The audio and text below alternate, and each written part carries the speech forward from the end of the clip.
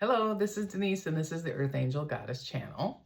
And this channel is all about anything related to moving humanity forward. And today we're going to talk about constructive criticism.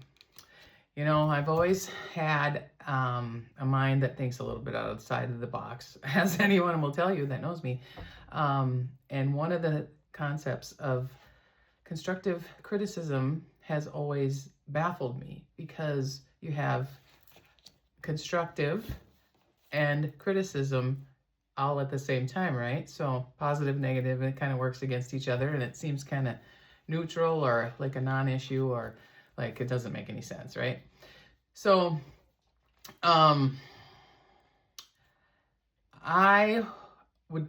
coined a new term, and I think it makes more sense. And you can think of this as a little cheeky video, or you can maybe take it to heart. But sometimes we need to look at the way we use language. And if we want to shape people's behaviors or encourage them, we can't use the things that are negative sounding, like the word criticism, right?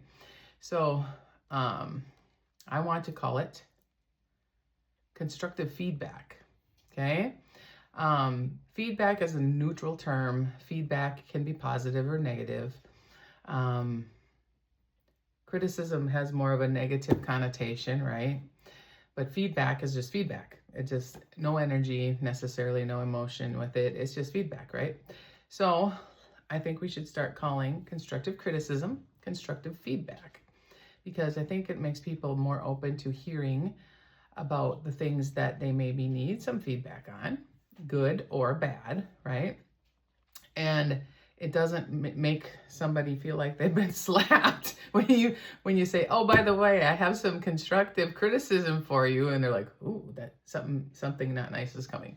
So instead, let's call it constructive feedback, and make sure you try to frame things in a way that people can receive it, okay?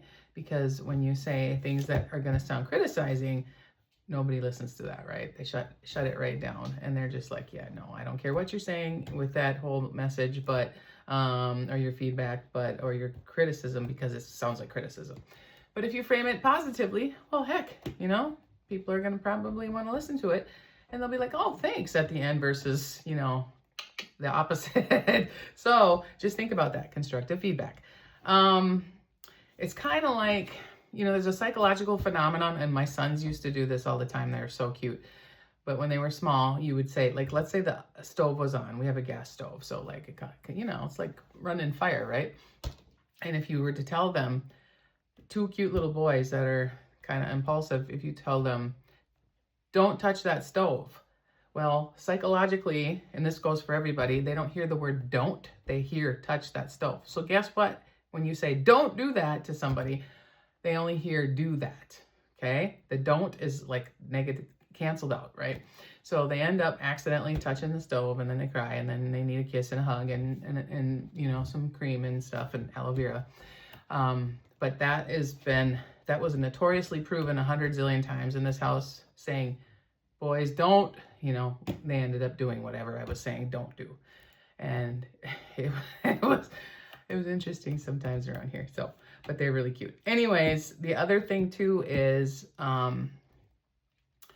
this is for men, okay? Women have to put up with a lot, right? But men have to put up with a lot too. And one thing that I want you guys to stop doing is that when you have a wife that is used to doing certain things to get their way with you, which is maybe she wants, you know, sometimes women will bring up things from the past that they're upset about, and it's not constructive feedback, it is manipulation.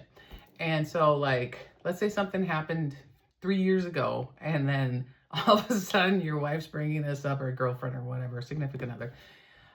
This goes for any gender. Don't even start with me on that whole thing. So goes for anybody, any partner, that they bring up something from 3 years ago because they really don't care about that, but they want to use that topic as a way to manipulate or schmooze into you getting feeling guilty, and then you saying yes to something that you didn't want to, or you are going to let them buy something they want that you weren't planning for, or whatever. Anyway, pay attention. Women do this where they'll drag up stuff from 800 years ago that really doesn't apply because just pay attention. There's probably a little bit of wanting or possible manipulation, and don't get mad. Women have to do things differently because, there's an imbalance of power. But just catch on to that and probably say, what is it you really want? What are you getting at here? This issue was resolved long ago. What is it you really want? And then pay attention and listen, okay? The other thing is when you yourself are upset, let's say she says something that is snarky or unkind or something, and in the olden days you would just absorb it and you would, you wouldn't say anything and you would continue on as normal. But then, behavior leaks. So you may be sulky, you may pull away, you may maybe stonewall a little bit, you might go, I gotta go to town, or, do something. I don't want you to do that anymore. You have the right to express yourself and say, honey, can you repeat that? What did Jefferson Fisher says to say that? Can you repeat that? Say, can you repeat that? And see if she's got the guts to say it again. And if she seems legit, then say, what do you mean by that? Why did you say that right now? And then I know there's no man in America or in the world that wants to listen to people go on and on here about issues, but hopefully she's succinct and gets to the point. But I don't want you to stuff your feelings anymore because it leaks out in other ways. Okay, it can be destructive to you. So I want you to say, can you repeat this? If your wife or significant other says something that they shouldn't. Oh, those dogs again. Oh my God. Anyway, and then when she does, then say, well, let's talk about this. And I think she'd be shocked. But also, don't let these women go on and on and on and on, or men, or whoever your partner is. I don't care. Genders, again, don't start with me.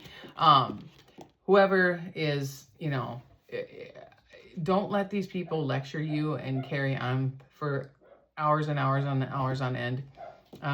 It's destructive to you. It's destructive to your relationship, and it's destructive if you have children to let them hear that kind of stuff go on too.